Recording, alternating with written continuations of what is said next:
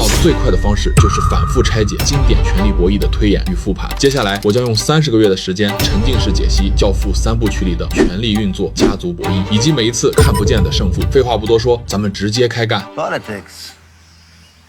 is knowing when to pull the trigger.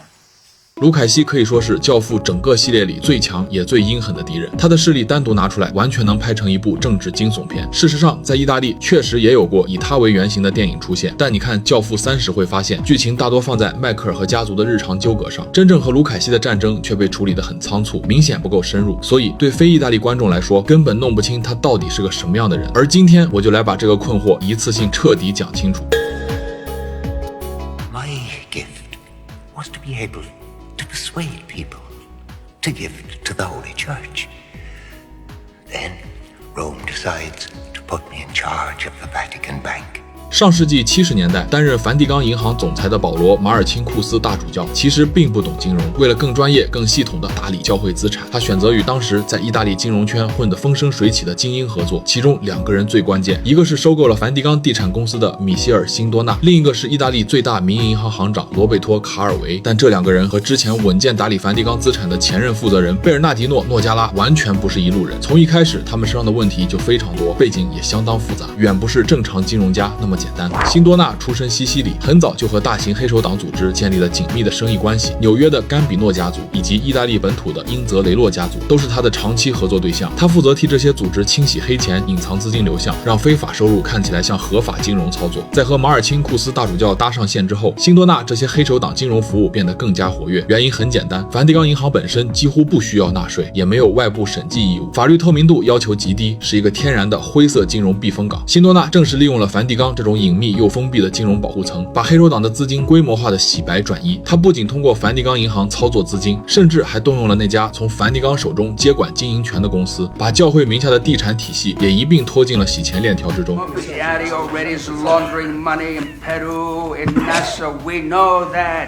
顺带提一下，这一幕里大家拿着托盘把珠宝和名表轮流挑走的画面，其实并不是电影杜撰，这在真实的黑手党集会中确实是一种常见习俗，相当于主办方送给到场宾客的纪念品。话说回来，如果辛多纳再谨慎一点，这些犯罪行为或许还能被悄悄掩盖过去。但问题在于，一旦披上了梵蒂冈这层神圣外衣，他反而变得极度自信，开始对梵蒂冈资金进行越来越激进的运作。辛多纳随后在巴拿马、卢森堡、巴哈马等国家专门设立了用于避税的空壳公司，再以这些空壳公司的名义去申请贷款，接着把筹集来的资金重新投向全球各地的大型企业进行大规模扩张。他之所以敢这样无节制的扩张，关键原因只有一个：梵蒂冈银行替这些空壳公司出具了付款担保书。正因为有这层背书，辛多纳才能不断撬动巨额资金，把风险一路放大。在辛多纳用这种方式收购的企业中，就包括美国的富兰克林国家银行。这家银行当时总资产接近50亿美元，在美国银行体系中规模排名第18位，妥妥的大型金融机构。但到了1974年，富兰克林国家银行因为辛多纳投机性极强又极其放纵的经营方式，最终走向破产。这起事件在当时创下了美国历史上规模最大的金融破产记录，美国金融圈瞬间陷入震动。为了防止富兰克林国家银行的倒闭演变成全面金融危机，美国政府被迫出手，投入了当时堪称破格的17亿5千万美元进行救助，而辛多纳本人也随即被美国政府逮捕，接受金融犯罪调查。就像所有金融危机一样，富兰克林国家银行的破产迅速引发了连锁反应，凡是与辛多纳业务深度绑定的多家金融机构接连出现严重亏损，伊莫比利亚雷公司也没能幸免，最终同样宣告破产。随着这些企业接连倒下，梵蒂冈银行的资产也出现了巨额缺口。为了收拾残局，马尔钦库斯大主教不得不向梵蒂冈的兄弟银行安布罗西亚诺银行求助，并找到了当时的行长罗贝托·卡尔维。在那个年代，卡尔维在意大利被称为上帝的银行家，名声极高。但问题在于，当他真正接手梵蒂冈相关金融事务后，局面并没有好转，亏损反而越滚越大。最终在1982年，安布罗西亚诺银行也爆出高达13亿美元的资金缺口，正式破产。作为主要股东之一的梵蒂冈银行再一次被拖下水，资产损失进一步扩大。Mea culpa. I trusted my friend.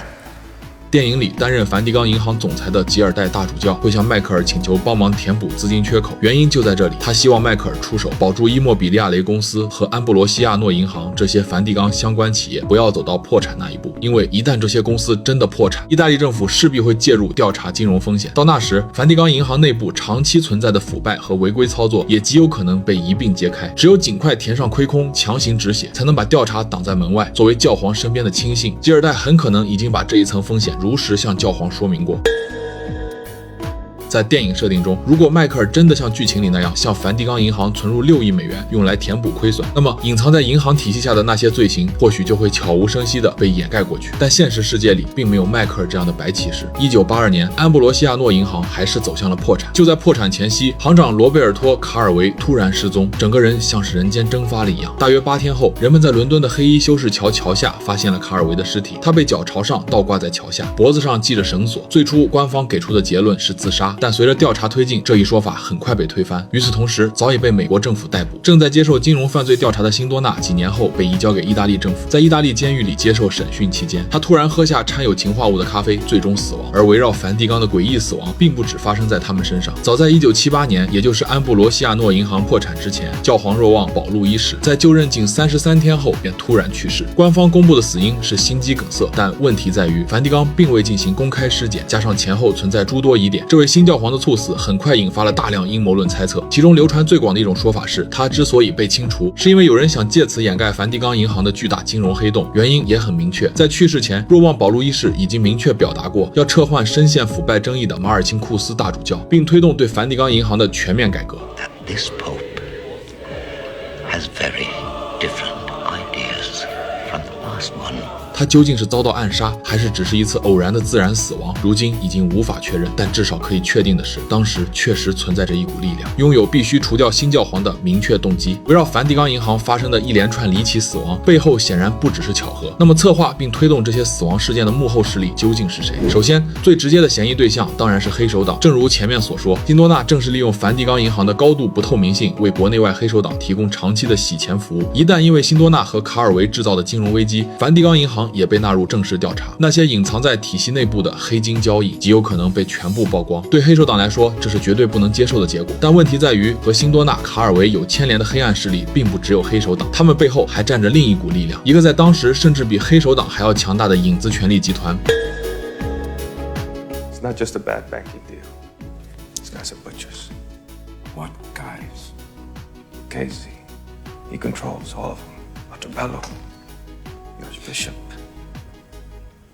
Other people higher up, B2 maybe.Propaganda Duo 在意大利通常被简称为 P2， 也就是两个的意思。简单来说， P2 是由意大利各界高层人士组成的，包括部长级官员、议员、媒体人、法官、企业家、情报人员以及高级军官等。其中后来成为意大利总理的贝卢斯科尼也在其中。P2 最初是意大利自由石匠组织的分支，但在1966年里奇奥·杰利加入之后， P2 发生了根本变化。杰利便是电影中最终 BOSS 卢凯西的原型之一。杰利曾是墨索里尼的黑衬衫成员和军官，他不仅在墨索里尼政权倒台时幸存下来，而且以快速的判断力和高超的投机手段获得了生存空间。加入 P2 之后，他凭借非凡的手腕，迅速成为了该组织的核心人物。在他的领导下， P2 变成了一个完全由国家各个重要部门人员组成的影子政府，横跨立法、行政、司法、媒体、金融、军队等多个关键领域，几乎控制了整个意大利的政治和经济命脉。在杰利的豪宅中发现的 P2 成员名单显示，成员包括3位部长、44位议员、190位高级军官和警察、3位情报机构领导、法官和企业家，甚至包括意大利最大日报的出版人，总计962名成员。名单上还详细记录了每位成员的性取向、腐败嫌疑和家庭问题等，这些都是可以作为敲诈手段的情报。只有杰利自己知道所有 P2 成员的个人资料，他凭借对信息和人脉的掌控，几乎操控了国家的大部分决策。辛多纳和卡尔维也是 P2 的成员，这两人利用梵蒂冈银行充当了 P2 非法政治资金和活动资金的主要资金来源。正是因为 P2 通过梵蒂冈银行不断提取巨额资金，才导致了频繁的资金危机。虽然杰利的成员名单中没有出现，但 P2 真正的幕后黑手被推测为是1970年代意大利政治界的巨头朱利奥·安德烈·奥蒂。安德烈·奥蒂曾7次担任总理，8次担任国防部长，5次担任外务部长，权力之大几乎可以说是控制了整个意大利政府。他是一个虔诚的天主教徒，同时也是意大利基督教民主党的领导人，积极代表巴蒂坎在意大利政坛发声，因此曾被称为梵蒂冈的国务部长。然而他也因为涉嫌雇佣黑手党暗杀政敌和记者而接受审判，虽然因公诉时效已过未被定罪，但他与黑手党合作的事实在审判过程中得到承认。安德烈·奥蒂与杰利关系密切，因此很多人猜测他就是 P2 和黑手党的终极幕后 BOSS。 在电影中，卢凯西被暗杀的场景正好通过一段对话模仿了安德烈·奥蒂的名言，暗示卢凯西的另一个原型便是安德烈·奥蒂。安德烈·奥蒂曾有一句著名的话，累的是没有权力的人。他曾批评反对党和媒体在不断试图夺取政权，像我这样已经掌握权力的人怎么做都不会感到疲倦。电影通过这一对话巧妙地将卢凯西与安德烈·奥蒂的身份暗示联系起来。Lascialo! 那么安德烈·奥蒂和杰利秘密打造这样一个地下政治集团究竟想干什么？1982年，人们在杰利女儿的手提包里发现了一份名为民主复兴计划的绝密文件。这份文件的核心思想只有一个：保留民主的外壳，但让国家真正由精英秘密结社来统治。本质上，这是一个要把意大利变成精英独裁国家的计划，也可以理解为一场软性政变。文件中写得非常直白，通过控制媒体和舆论来操纵民意，拉拢法官和检察官，把司法系统变成政治武器，再掌控金融网络，牢牢掐住国家的资金命脉。等这些关键节点全部被 P2 控制，国家运转的要害就会彻底落入他们手中。随着这份文件曝光，意大利社会瞬间炸锅，整个政坛陷入巨大震荡。1981年，由阿尔纳尔多·弗拉尼领导的内阁被迫集体辞职，长期执政、从未失去过执政地位的基督教民主党也遭到重创，并从此走上分裂和瓦解的道路。此外，还有推测认为 P2 为了破坏当时意大利左右两派逐渐合作的政治氛围，甚至直接策划并推动了恐怖袭击事件，用暴力制造社会对立和混乱。1980年8月2日，意大利历史上最惨烈的恐怖袭击发生在博洛尼亚中央火车站，剧烈爆炸造成85名平民死亡，200多人受伤。调查结果显示，袭击者来自新法西斯武装组织。更严重的是，证据还指向 P2 成员曾系统性的篡改、掩盖案件证据，试图干扰调查方向。正因为如此，杰利被不少人视为这起恐袭的真正幕后推手之一。如果这一指控属实，那么他的残忍程度甚至远远超过普通黑手党。而辛多纳和卡尔维的死亡也被普遍怀疑与 P2 有关。由于金融丑闻即将让他们锒铛入狱，两人已经具备了爆料的全部动机。据说辛多纳和卡尔维曾威胁杰利和马尔钦库斯大主教，如果不出手相救，就会公开梵蒂冈银行、P2 以及黑手党之间的全部内幕。为了防止秘密曝光， P2 被认为最终选择了灭口，动手的很可能正是与他们长期合作的黑手党势力。至于若望保禄一世是否也卷入了这条暗线，甚至同样遭到暗杀，至今仍然只是推测，没有确凿证据。那么问题来了，马尔钦库斯大主教在这张黑网中到底扮演了什么角色？在杰利的 P2 名单里，并没有直接出现梵蒂冈神职人员的名字，但作为与辛多纳、卡尔维关系极深的人物，马尔钦库斯自然成为重点怀疑对象。意大利政府曾试图逮捕并调查他，却被梵蒂冈的外交豁免权挡在门外。此后，马尔钦库斯长期躲在梵蒂冈境内，避开司法调查，最终在辞职后直接返回美国，再也没有接受意大利方面的正式审判。也正因为如此，梵蒂冈究竟在这些肮脏交易和离奇死亡中牵扯到了多深的程度，直到今天依然是一个没有答案的谜。如果把这些事件连在一起看，就会发现这已经不只是几起金融丑闻，而是一整套围绕资金、权力和灭口运转的系统性工程。到这里，我们基本梳理清楚了这些真实事件的来龙去脉。